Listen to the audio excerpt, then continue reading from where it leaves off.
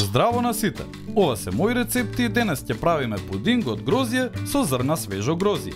Грозјето најчесто се поврзува со лозја и вино, но има многу одлични рецепти во кои грозјето се користи за сладки или солени јадења. Овде правиме едноставен пудинг од грозје со сок од грозје и свежи зрна грозје од озгора. Да започнеме со состојките.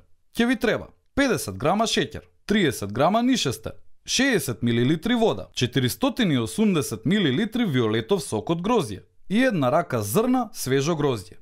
Земете амалата делимано тава за сос и додека се загрева, во неа ставете ги нишестето и шеќерот, а веднаш потоа ставете ја и водата и добро измешајте. Оставете ја тавата на оган неколку минути за смесата да се спои. Сипете го сокот од грозје во тавата и измешајте. Загрејте ги сите состојки на среден оган 5 минути додека да добиете мазна смеса. Пудингот ќе почне да се згуснува и да потемнува додека се спојуваат состојките. Кога ќе ја добиете посакуваната конзистентност и густина, тргнете го пудингот од оган и оставете го да се излади пред да го сипете во чаши за десерт. Ставете ги чашите во фрижидер за пудингот да се стврдне и да се згусне неколку часа пред да го сервирате.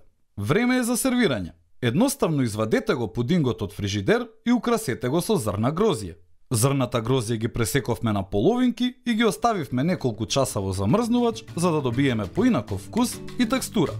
Пробајте, навистина е добро. Ова е всушност сладок овошен сок згуснат со нишесте. Можете да употребите било каков сок и да направите комбинации од свежо овошје кои убаво се вклопуваат. Зошто сами да не направите сок со соковник или да ставите овошје во самиот пудинг? И не заборавај, на сите ни е потребна идеја во кујната. Затоа биди вистински пријатели, сподели!